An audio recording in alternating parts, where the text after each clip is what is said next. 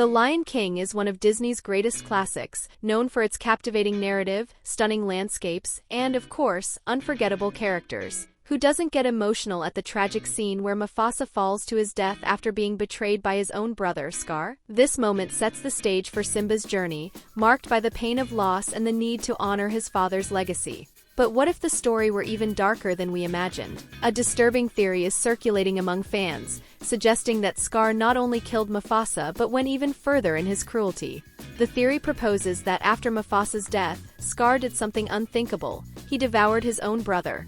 Although shocking, this theory gains traction due to some scenes and details that the animators included in the film. Is there a hidden intention behind these elements? Did Scar really keep a macabre memento of Mufasa? Mufasa's death is one of the most memorable and saddest moments in animated cinema. The scene is intense. Mufasa, trying to save Simba from the stampede of wildebeests, becomes trapped in the chaos and, in the end, seeks help from the cliffside. Scar watches him coldly and, after a brief interaction, unsheathes his claws and pushes Mufasa to his inevitable death. It's a cruel act that defines Scar's calculating and ruthless personality. But what intrigues many fans is what happens next. After the fall, we see Mufasa's body lying on the ground as Simba approaches in despair. However, after this devastating scene, Mufasa's body disappears from the film. It simply vanishes without any explanation. Of course, this could have been a choice by the animators to avoid focusing too much on a tragic image, especially in a story aimed at a younger audience. But what if this disappearance had a darker meaning? Some fans question what might have happened to Mufasa's body.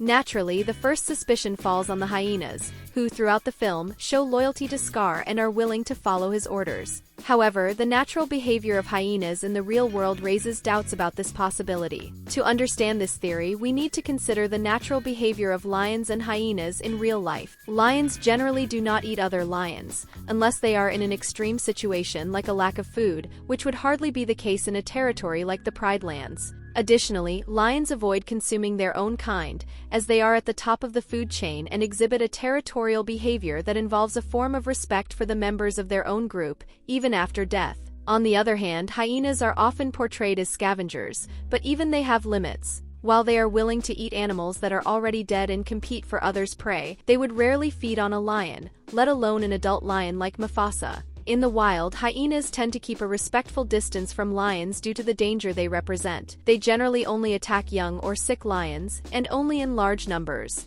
If they had indeed eaten Mufasa's body, one would expect to find some evidence, such as bones or carcass remnants, something we don't see in The Lion King. With this in mind, a new possibility arises. What if Scar himself decided to burn all bridges and dispose of Mufasa's body on his own?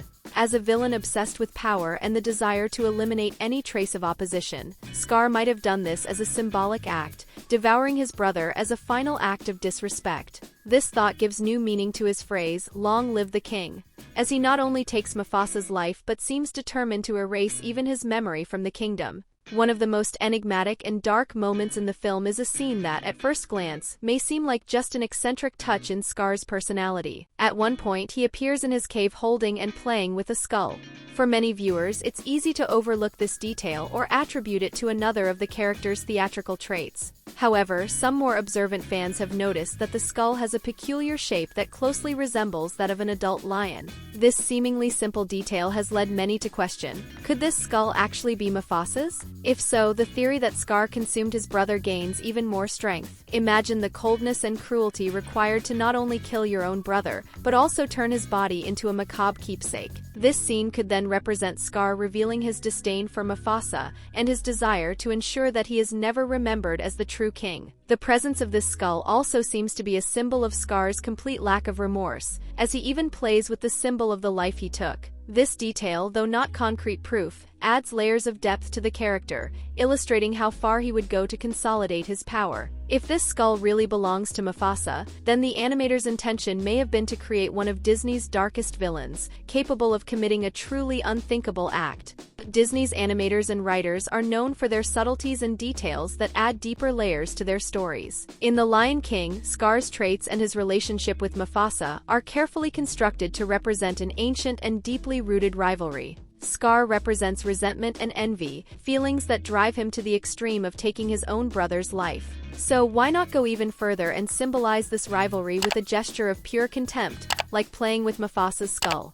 Assuming this skull was designed to represent Mufasa's, the symbolism becomes clear. Scar is not just taking revenge on Mufasa, he is humiliating his brother's memory, mocking the title of king that he so despised. This scene with the skull suggests Scar's desire not only to take Mufasa's place, but also to completely erase his brother's influence over the kingdom. Disney often uses hidden symbols to convey darker ideas subtly, especially in films aimed at children, where complex themes are addressed symbolically. Thus, Scar holding the skull may be a visual way of showing his disrespect and deep hatred. If this was the creator's intention, then Scar is not just a villain motivated by ambition, but someone so embittered that he becomes sadistic in his disdain for his own family. This interpretation adds complexity to the character, transforming him into one of Disney's most terrifying and calculating villains. For fans, this skull detail also serves as a grim reminder that The Lion King addresses deep themes like power, betrayal, and the darker side of family relationships.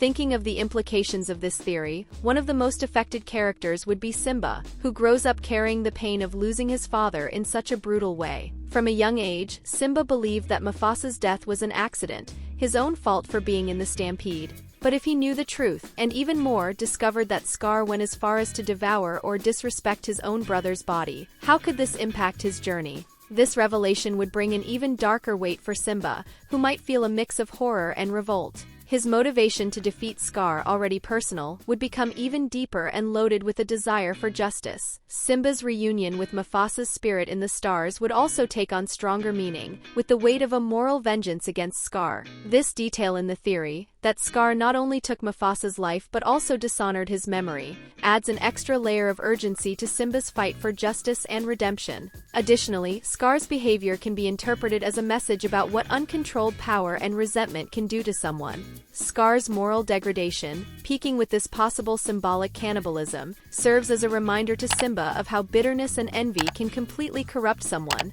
transforming him into a monstrous figure incapable of feeling remorse. With this, the theory makes us reconsider Scar as a villain who, unlike other Disney villains, has no line he would not cross. The skull's symbolism and Mufasa's possible body disappearance are subtle details, but open a new perspective on the villain and the dark themes in The Lion King. And if Scar really did consume his own brother, then he becomes a figure that transcends ordinary rivalry, representing a visceral darkness, a combination of resentment and absolute disdain. Was all this really intentional? Or are these just coincidences that fuel fan theories? In the end, the invitation remains for you to share your opinion.